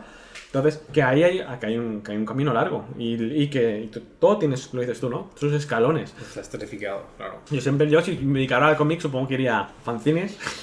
Volvería otra vez al nivel ese de fanzine de grapa, ya no se hace, o se hace menos, pero fanzine, autoedición muy básica, intentar una editorial Pero es que está guay publique, apuntar así. concurso, poco a poco ir subiendo. Claro, está guay apuntar, ¿no? Como desde una base, aunque lo hagas y te des cuenta que lo dominas. Porque puede ser que lo hagas y dices, hostia, ¿qué me ha salido? Pues voy a hacer una novela gráfica. Espérate, ¿sabes? O sea, ves poco a poco, ves paso a paso y además, es que si te mola ese mundo, luego te vas a dar cuenta que son como pequeñas conquistas que tú vas a ir haciendo, ¿no? Y yo recuerdo cuando en bachillerato, recuerdo con un colega que hacíamos la revista del instituto, pues nos pedían los profesores que hiciéramos 3 viñetas, eran 3 viñetas, ya ves, que bueno, es las 3 viñetas como lo mínimo narrativo, Sí, ¿no? para el curro algo así. Lo mínimo. El otro día te vas a imagen periodística, ¿no? De humorística. Exacto. Y tío, yo qué quieres que te diga, yo me lo pasaba fenomenal y mi colega también, Roberto también, se lo pasaba fenomenal, o sea, y era súper divertido y no conocías mucho ese mundo, no lo hacías a lo mejor de una forma intuitiva, pero te lo disfrutabas. Y yo pensaba en ese momento, fíjate que por aquella época ya había leído, yo qué sé, había leído cómics de la Marvel, por ejemplo, había leído tomos de Dragon Ball, había, yo qué sé, o sea, ya había tenido un contacto, pero no, al final eran 3 viñetas. ¿Qué chorrada contamos hoy? Porque al final Sí. eran chorradas y eran muñequillos de palo contándose uno. Y encima, claro, los profesores, oye, vamos a sacar otro número, ¿queréis colaborar? Encantados, claro, al final contaban con nosotros. Y por eso que no se apunte, sí, que, hombre, el tener objetivos altísimos, súper importante, ¿no? O sea, porque vas a ir perdiendo por el camino muchas cosas y seguramente, pues, no digo que no vayas a alcanzar tus objetivos súper altos, pero vas a ir perdiendo cosas. Entonces, Viene bien como reclamo para llegar. Yo siempre digo que más en el mundo del diseño, hay que decir que en la ilustración, que si quieres llegar te pones una meta, ¿vale? Que voy a decir que es el 100%. Tú nunca vas a llegar al 100% normalmente, sino vas a llegar al 60, 70, dándole mucha energía, ¿no? Porque siempre... Claro. Entonces, pues tira más alto, intenta tirar más alto para que este porcentaje sea más amplio. Y seas consciente de todo el trabajo que va a suponer. Entonces, ¿quieres trabajar? Pues quiero trabajar en Marvel, ¿no? Haciendo Spider-Man, ¿no? Pues focalízate que esa es tu idea, pero tienes que ver el recorrido que vas a hacer y dar la energía para llegar. En un año muy difícil que llegues a publicar Spider-Man, pues sí, va a ser difícil. Pero, pues, ¿sabes? Ahí ya puedes ver hacia atrás, viendo de ese punto, viendo hacia atrás, puedes ver el recorrido que tendrías que hacer. Pues debería controlar, ser bueno anatómicamente, en que ver los editores que tiene, ver es profesionales. ser realista sin dejar de ser soñador. Claro. O sea, es esa mezcla. Sí que es verdad que es un poco contradictorio, puede resultar contradictorio, pero es un poco mezcla, ¿no? El fuego y el agua, ¿no? Sí. ¿Cómo pueden coexistir? Pues bueno, pues coexisten, pero... Es necesario las dos cosas, ¿eh? El punto de quiero conseguir esto y el hecho de ser consciente de que todo cueste. Si llegas bien y si no, pues no pasa nada. No pasa nada, exacto. Y si pasan 2 años, 3 años, 10 años y dices, pues ahora esta meta no es adecuada y quiero cambiar, ole, la cambias y ya está. La meta la cambias y ya está. No pasa nada. Claro. Y creo que ya vamos a dejar la charla, Fran. ¿Qué tal? ¿Relajado? ¿Va bien? Qué tío. No, va bien, la verdad, que un placer, un gustazo poder charlar contigo un ratillo y muy bien, la verdad. Sí, ha estado guay tener a alguien más en persona. Estamos grabando en persona, que normalmente todos los del club han sido vía Skype. Esto es live, ¿no? Sí, esto es live totalmente. Esperemos que se escuche bien. Y al final, que el audio esté decente.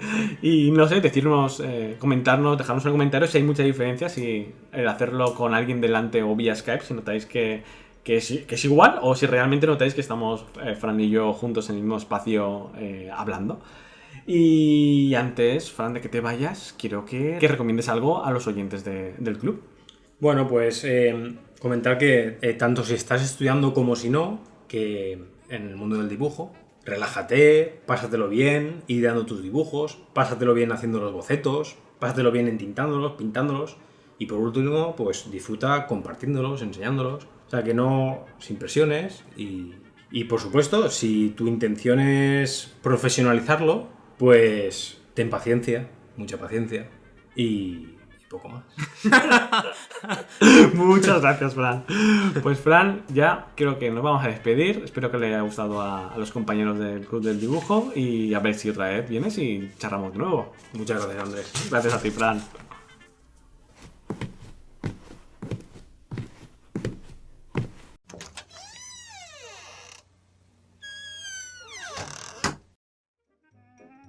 Muy grande, Fran. Ha sido muy interesante ver su percepción y visión sobre el aprendizaje. Espero que este Conversemos Sobre te haya gustado. Te recuerdo que puedes encontrar el trabajo de Fran en www.instagram.com/iluspellez. Iluspellez todo junto y Pellez con Y, donde puedes disfrutar de todas sus ilustraciones y tiras. Por cierto, quería disculparme porque me he dado cuenta que hacía mucho tiempo que no grababa un programa en directo con alguien, y hay veces que he notado que me he acelerado muchísimo. Yo tiendo a hablar muy rápido, pero que mucho, y aunque intento evitar esto, al grabar junto a Fran había veces que no era consciente, y me he sentido aceleradísimo. Discúlpame si ha sido el caso y no has podido entenderme en ciertos fragmentos. Intentaré estar más atento a esto en la siguiente ocasión. ¿Te ha gustado este Conversemos Sobre? Si es así y quieres ayudar al Club del Dibujo, tenemos una cuenta en Ko-fi, la plataforma de apoyo a los autores, donde puedes invitarme a un café virtual y así apoyar al podcast. Yo te invito a un whisky ahora, tú me invitas a un café después. Será una manera de que pueda hacer que esto crezca. Puedes invitarme a un café en www.ko-fi.com/el Club del Dibujo. Por cierto, muchas gracias a todos los que ya me habéis invitado a un café. Bueno, a uno o a muchos. Habéis sido muchos los que os habéis animado y dedicado unas palabras que me han dado muchísima energía para seguir adelante. Gracias a todos por conseguir que estas primeras donaciones permitan que tengamos dominio propio. Estoy con ello y pronto anunciaré la nueva dirección web para el club. Por cierto, para salvar la intimidad no voy a decir quién ha donado, pero si alguien dona y quiere que le nombre o salude en el podcast, que lo dejen en el comentario de la donación. Yo leo y contesto a todos los comentarios de las donaciones que hacéis, así que estoy atento a vuestras palabras. Y ahora vamos a hablar de novedades del Club del Dibujo. Te recuerdo que como conserje del club tengo unos quehaceres con el local y por eso he hecho limpieza y he abierto habitaciones que habían en el club. Han estado cerrados bastante tiempo y era hora de hacer limpieza y darles una utilidad. Las he dejado todas dispuestas para que compañeros y amigos puedan darles usos. Gracias a esto tendremos varias secciones, varias habitaciones habilitadas para nuestros compañeros, y en cada episodio tendremos una sección. En el inicio de la segunda temporada tuvimos el consultorio Diobru, que por vuestros comentarios y mensajes gustó mucho. Muchas gracias por hacernos llegar vuestra opinión, nos es de mucha ayuda. IO vendrá en futuros episodios, así que continuad enviando vuestras consultas y dudas, pero esta vez tendremos una sección nueva.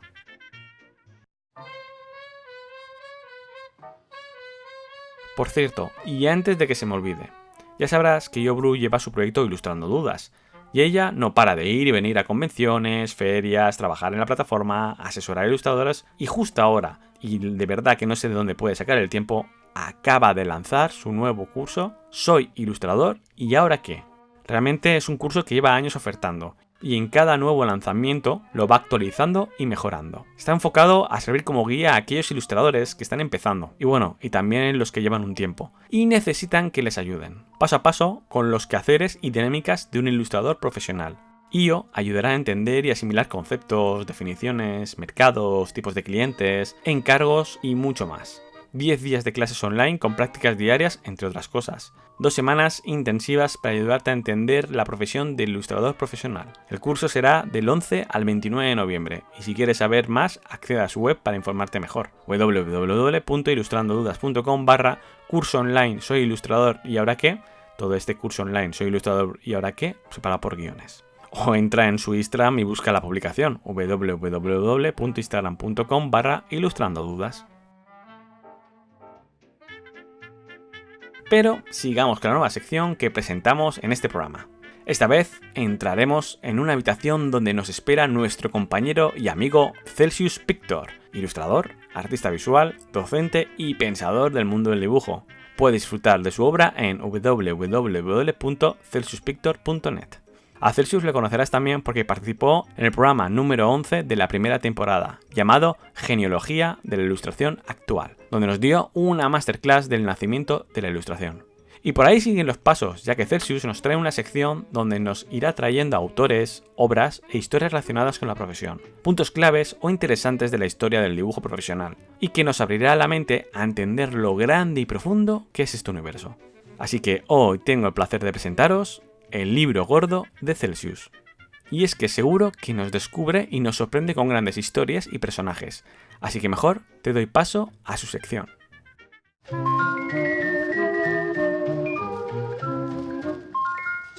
El libro gordo de Celsius.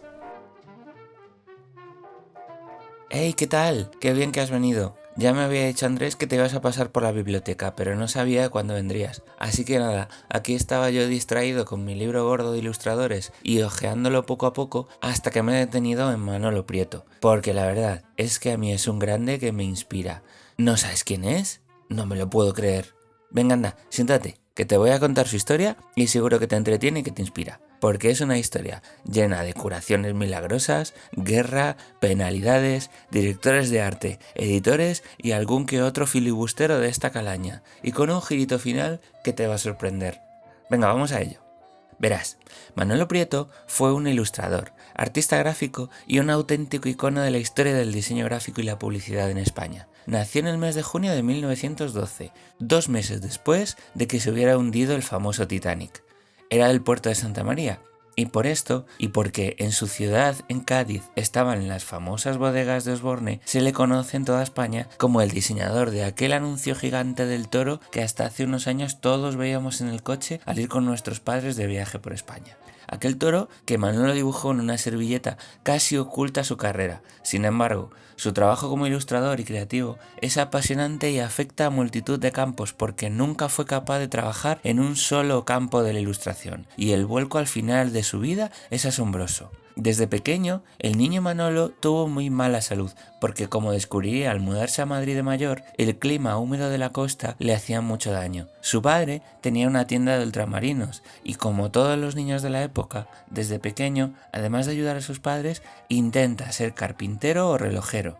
Pero finalmente empieza a estudiar pintura, y publica varias caricaturas en un periódico con 17 años. Ese mismo año, además, participa en una exposición organizada por la Academia de Bellas Artes de Santa Cecilia, donde estaba estudiando. Y además de ganar el primer premio y vender varios cuadros, los críticos locales le alaban como un futuro gran artista, lo que hace que se venga arriba y se anime a vender su propia bicicleta que su abuelo le había regalado para poder comprar colores. Y se lanza a seguir sus estudios en el año siguiente, en 1930, en Madrid. Es importante que pienses que como niño enfermo que era, Manolo no podía participar en los juegos de los otros niños a su mismo nivel, así que estaba mucho tiempo solo, y este tiempo lo dedicaba a investigar, a curiosearlo todo, a inventar y a descubrir. Esas cualidades van a marcar su vida y su trabajo, lo que hace que durante todo el tiempo que estuvo en Madrid saliese adelante construyendo sus propias herramientas, configurando su espacio de trabajo a su propia medida o inventándose maneras de trabajar y aparatos como más tarde te voy a contar. Años más tarde, ya mayor, él mismo diría: si sigo con mi modesta economía es porque he tocado muchas cosas en el arte, pero me he pasado la vida jugando. Una vez en Madrid, ilusionado y ya casi curado del asma que le aquejaba en Cádiz, Manolo descubre el mundo gráfico español y europeo previo a la Guerra Civil. Piensa que, como vimos en la temporada pasada en el podcast de La Hora del Dibujo sobre la historia de la ilustración en España, como en el resto del mundo se estaba dando una revolución gráfica que venía principalmente de los movimientos pictóricos europeos y de la importancia de la publicidad de las artes gráficas. Durante los años 20 y 30, la ilustración y la gráfica publicitaria estaban en su máxima efervescencia y el mundo ya había conocido a Arte, a Mucha o a Toulouse-Lautrec. Y por supuesto en España había agencias de publicidad con un bastante buen nivel. Manolo llega a una ciudad que exhibía por todas partes decenas de carteles, murales, escaparates llenos de productos con un packaging increíble. Pensad en los preciosos anuncios que se hacían en la época para Eno de Pravia, para Gal o para Codorniu. Estoy seguro de que Manolo llegó a conocer a enormes profesionales como Enrique Herreros, un ilustrador y colajista cuyo trabajo se puede ver hoy en día en el Reina Sofía. Así que, en ese momento, en parte para sobrevivir y en parte por interés gráfico, deja un poco de lado el mundo de la pintura.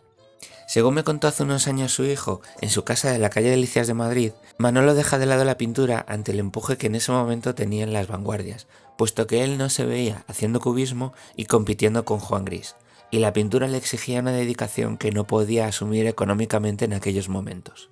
Además de algunos trabajos publicitarios, empieza a trabajar como cartelista, y es haciendo esto donde lo encontraría la Guerra Civil en el Madrid republicano, trabajando para Altavoz del Frente, un grupo afín a la defensa del gobierno democrático de la República.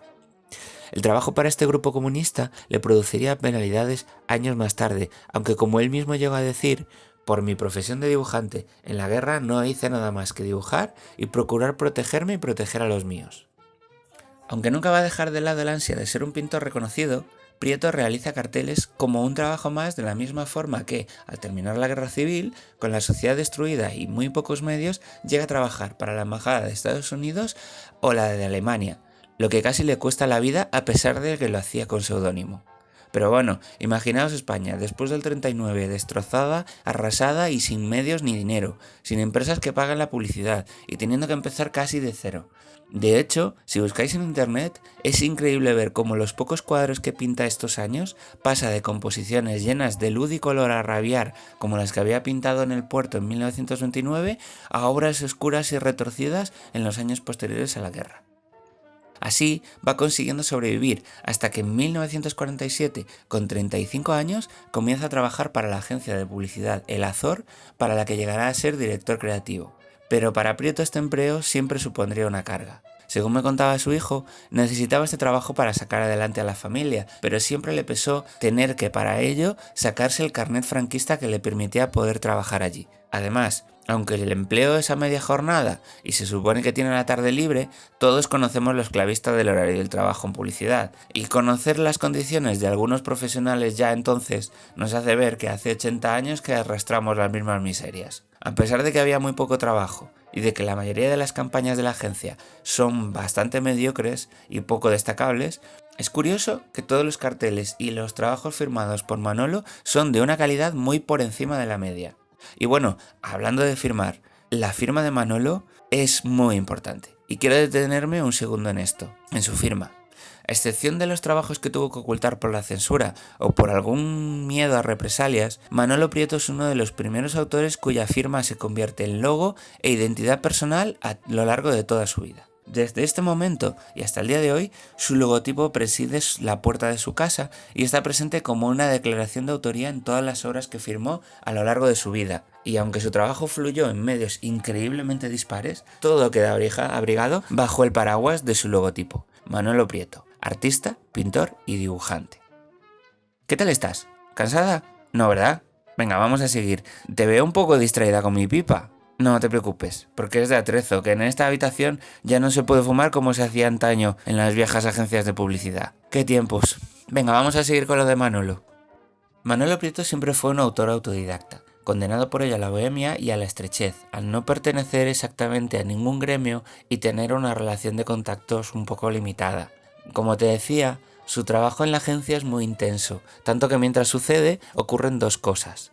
Por un lado, Manolo empieza a llevar un diario personal en libretitas que nunca va a abandonar hasta su muerte, en las que escribe diariamente varias líneas. Es un documento increíble para conocer la vida y los desvelos de un autor en la España de la posguerra, porque habla de todo, desde sus facturas, ideas para dibujos, situaciones familiares o reflexiones profesionales.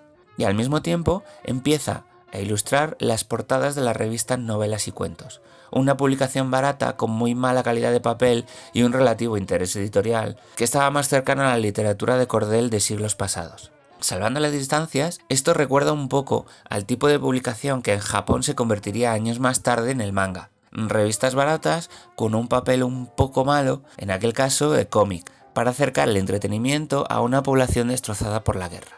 Sin embargo, la diferencia con España es que no ha vuelto al siglo XIX, está detenida, es rural y aquí lo que lo peta es el castellano viejo. Así que el autor dibuja durante 17 años las portadas sirviendo de puente que conecta una literatura rancia y folletinesca con unas portadas coloristas, esquemáticas y muy modernas en su expresión que ya son pleno siglo XX.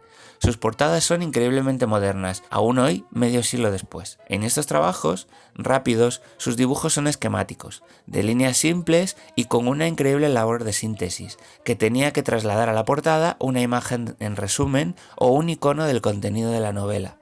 Y esto es así porque su trabajo en la agencia le exige tanto que es su mujer la que le tiene que leer los textos semanalmente para luego explicárselos y que pueda hacer la portada, al estilo de los modernos informes de lectura, mientras está, a veces, rodeado de sus hijos. Es como una especie de brainstorming familiar al que yo daría lo que fuese por haber podido asistir al menos una vez. Pero bueno, no quiero entretenerme mucho con su trabajo en novelas y cuentos, porque para ello podéis consultar el maravilloso libro publicado por El Patito Editorial en 2016, coincidiendo con su exposición en el Museo de Artes Decorativas de Madrid. Y podéis consultar además muchas de ellas en su propia página web. Sus trabajos son esquemáticos, con composiciones arriesgadas, pero geniales, y su acierto aúna este trabajo de ilustración con el de cartelista, que no abandona durante estos años, haciendo carteles para actos culturales, producciones teatrales, productos publicitarios y sobre todo para lo que es su pasión desde pequeño, el mundo del toro. Manolo llega a hacer suya la frase del gran grafista Cassandre, cartelista francés de principios del siglo, que dijo que los artistas han dejado las academias para frecuentar las imprentas y aunque han perdido contacto con los estetas, lo han establecido con los hombres. Fruto de esta frase, nuestro artista ya no pinta cuadros, pero va camino de convertirse en uno de los mayores referentes de la gráfica española del siglo XX. Su concepción de la pieza publicitaria se basaba en recrear un motivo real, existente y tangible para crear en el espectador una sensación determinada por medio de la asociación de ideas. Además de un notable dominio de distintos aspectos de la comunicación visual y el diseño gráfico, como la composición, la armonía o la tipografía, los anuncios que Manolo creaba desprendían una impactante mezcla de sentido del humor y de elegancia. Según sus propias palabras, un buen cartel tiene que atraer por su belleza, retener por su intención, convencer por su mensaje y conseguir saltar a una sonrisa si se puede. Su visión sobre el abocetado de las obras también demuestra el enorme valor que otorgaba este arte, sobre todo viniendo de un ya grandísimo dibujante y casi maestro. Sus primeros dibujos o bocetos para cada obra los solía realizar en un tamaño mínimo que van entre el tamaño de una caja de cerillas o el de un sello, y están ya tan llenos de intensidad expresiva y acierto que sus carteles o portadas solo eran ampliaciones de estos mini dibujos. Solía decir que si la composición funcionaba a ese tamaño, crear el cartel solo era repetir el dibujo y añadirle detalles. Como anécdota de su capacidad inventiva, la estrechez de su estudio en un cuarto de su propia casa le hacía imposible tomar distancia para apreciar los detalles de un cartel cuando lo estaba haciendo a tamaño real. Así que Manolo investigó, descubrió y recreó un sistema de espejos que ya usaban los pintores flamencos y que le permitía ver dentro de su propia habitación el cartel como si estuviera colgado a lo lejos en una pared, y así poder ver si funcionaba. Es una pena que esto sea un podcast y no podamos examinar imágenes de los autores, pero en el fondo te cuento esto con la intención de que te pique la curiosidad y te pongas a buscar carteles e ilustraciones en internet mientras me escuchas. Piezas como sus carteles para Iberia, el de yogures Danone con un yogur en la barriga de un señor súper feliz, los anuncios de Renfe, los de Anís Castellana o la increíble portada para la revista Arte Comercial son de una claridad, luminosidad y perfección compositiva tal que son imprescindibles para cualquier profesional. A veces, ese simbolismo de icono que pretende buscar le va a llevar más tarde a volcarla en la actividad de sus últimos años. Además de sus carteles del teatro, para el Teatro Español o la Zarzuela, que exhiben una delicadeza y perfección pocas veces alcanzadas por la gráfica en aquella época, me gustaría invitarte a que buscaras el cartel de Cyrano de Bergerac, que no solo es un flipe de color, sino que es tan increíble en su composición tipográfica que asombra. Y pensad que un ilustrador tiene que tener sus propias nociones mínimas de tipografía, porque tiene que ser capaz de integrarla en su trabajo sin que éste desmerezca. No sea que por una o por otra cosa acabes haciendo una gran ilustración y la acabes estropeando por la tipografía. Mención aparte, y creo que necesaria, es el trabajo que hace Manolo para el mundo taurino. Al margen de lo que podamos pensar o no de este mundo, la renovación que trae Prieto a la ilustración taurina le llegó a tener críticas incluso a él, que llevaba en este mundo desde pequeñito. En 1951 obtuvo el primer premio en el concurso de carteles de la Fiesta de los Toros en España con una pieza que rompe la imagen que existía en aquel momento del género taurino. Es capaz de trasladar la simplicidad y la concisión de sus otros trabajos a este primer cartel ganador y a partir de ahí comienza una carrera de éxito. Continuó oyendo de los temas tópicos, conservando el interés en la teatralidad de las escenas y en captar el movimiento y la tensión del momento, sirviéndose de antiguas técnicas como escorzos forzados o un efecto sorpresa. Y es esto lo de que desde el primer momento constituye su lenguaje, su estilo y que es capaz de aplicar a todo aquello que haga. Independientemente de cuál sea el encargo, el medio o el soporte, somos capaces de reconocer su trabajo por el conjunto de cualidades que le hace reconocible, y no porque repita siempre el mismo modelo, la misma ilustración o la misma forma. Lo que hace a un ilustrador genial es la capacidad de reconocer su voz desde donde sea que nos esté hablando. Al final, Manolo nunca abandonó su necesidad de sentirse artista y su necesidad del dibujo, que considera como una ciencia, porque según sus palabras, en la obra de un artista se manifiesta su auténtica y verdadera dimensión de arte, de estudio y de instrumento, y practicó esta ciencia durante toda su vida de manera casi autodidacta.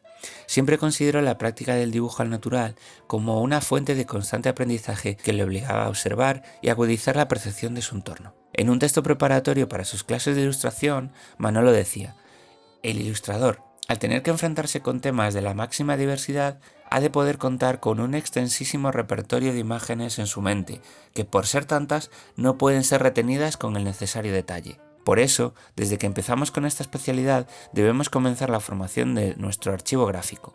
El artista ilustrador tiene que trabajar de memoria y tener concepto de ilustrador. El que no tenga estas cualidades tiene que adquirirlas. Y por supuesto que las adquirió. Desde el mismo momento en que empezó a trabajar, comenzó a construir un archivo de más de 20 colecciones de imágenes en carpetas físicas, que utilizaba como referencia en una época en la que no existía internet y la única manera de dibujar un coche o un animal concreto era tener su imagen a mano. ¿Te imaginas tú lo que sería hacerlo ahora sin Pinterest o Instagram a mano? Es este interés de siempre por el dibujo lo que al final le lleva al que sería su giro de guión más inesperado y con el que acabaría deslumbrando en otro campo o nicho de trabajo que le estaba esperando: la creación de medallas. A finales de los años 50, curioseando con tenacidad y ansia de aprender, Manolo empieza a explorar el mundo del diseño de monedas de forma autodidacta. Gracias a su capacidad inventiva y su curiosidad, se adentra en un mundo muy difícil para alguien que no se había formado en un campo así. Él es el único medallista de su generación que no procede de las ramas artísticas tradicionalmente vinculadas a la realización de medallas. No era escultor ni tallista y casi no conocía a nadie que hubiese trabajado en esto. Su propio hijo me contaba que sus propios compañeros profesionales le ponían trampas o le engañaban para dificultarle en su avance. Y para evitar que le engañasen, en los procesos técnicos, Manolo se construye su propio torno de modelar con una bobina de cine y un motorcito, y las herramientas de modelado con trocitos de hierro, un pequeño yunque que aún se encuentra fijado a su mesa de trabajo y las carcasas de los bolis Bic usados que le traía su hijo. De esta manera se convierte en un renovador del medio, aplicando a él todo lo que había aprendido en los campos de la ilustración y el cartelismo. A principios de los 70, mientras el éxito de su Toro le persigue desde todas las carreteras y los premios como grafista se suceden uno detrás de otro, Manolo comienza a arrasar en el mundo de la escultura para medallas, por su visión y su capacidad de aunar simbología, imaginación y narración. Libre de las exigencias de clientes publicitarios o editores de libros que le tenían coartado, el autor es capaz de desarrollar series de monedas narrativas e incluso crear historias en el anverso y el reverso de la misma pieza de bronce. Los bocetos que hace para sus modelados en barro previos son ilustraciones en 2D extruidas y convertidas a bocetos en 3D. A años luz de los diseños fríos, esquemáticos o simplificados que hacían sus compañeros diseñando monedas de forma tradicional. Cuando Manolo modela es como si dibujase con un lápiz, y sus series mitológicas, históricas o su última serie de comunidades autónomas son de un detalle y una capacidad de narración concebida desde el mínimo espacio asombroso. Para él, una medalla es solamente un soporte, como un lienzo, en el que dar rienda suelta por fin a su propio lenguaje, sin nadie que le tenga que decir lo que puede o no puede hacer. Entre 1970 y el 78 colabora en la empresa Acuñaciones Españolas y más adelante empieza a trabajar en el Instituto Numismático creando más de 100 piezas y recolectando decenas de premios internacionales y nacionales hasta que finalmente muere en 1991. Menuda historia, ¿eh? Venga, termino ya, que te noto cansada y veo que te estás revolviendo en el sofá. Manolo Prieto es un autor español, cuya vida recorre el siglo XX y con una serie de anécdotas vitales y profesionales tan cercanas que casi podría ser la imagen de cualquiera de nosotros. Demostró ser un luchador en la vida y un creador apasionado, y su figura arroja la sombra de los maestros, a la cual es necesario pasar siempre algún tiempo para ver si consigues aprender un poquito más en la carrera para llegar a ser tan grande como él. Era una persona cercana, pero además era un grandísimo artista. Te recomiendo que busques si puedes el libro Pioneros del Diseño Gráfico Español, con un capítulo dedicado a Manolo Prieto, lleno de imágenes y bocetos de sus carteles, ilustraciones o incluso portadas de discos. Y por supuesto, la web de su fundación, www.fundacionmanoloprieto.org, que está llena de imágenes de toda su obra. Además también el artículo de la página web crean.es, que le dedicó hace algunos años y en el que también puedes bucear en muchísimas fotos. Seguro que si en alguna tienda de viejo o en algún rastro de tu ciudad te encuentras con alguna portada suya de novelas y cuentos, a partir de ahora sabrás reconocerla. Y venga, te dejo por hoy, que sé que Andrés ya te está esperando fuera para continuar tu visita al club. Espero verte pronto por aquí. Acércate y te prometo que tendré alguna que otra historia interesante para contarte, porque el libro gordo enseña y además entretiene. Venga, hasta la visita que viene.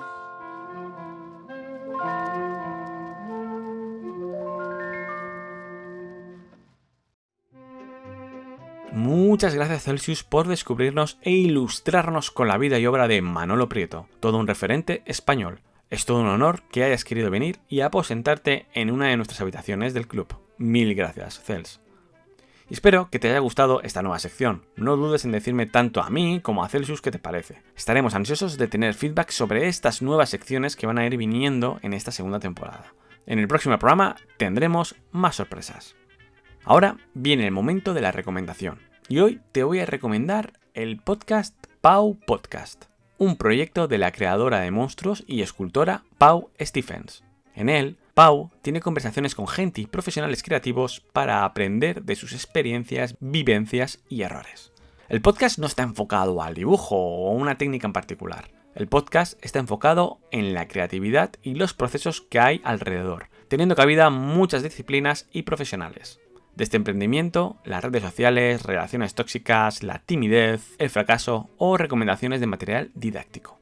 Además tiene invitados como Carla Sotres, las chicas de Pony Cats, Claudia Rodríguez, creadora de Acuarela, Pedro Arturo o JK, que creo que justo por este último conocí el proyecto.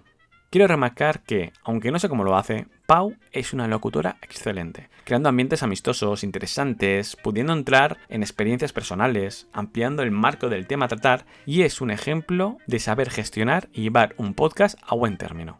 Difícil de explicar, pero si escuchas un episodio entenderás lo que quiero decir. Pau, además, se abre mucho. habla sobre su experiencia, sus sentimientos y trata temas que a muchos nos pasan, haciéndolo visible y transparente. Y bueno, y qué decir de su meloso y dulce acento mexicano. Todo un gusto escucharla.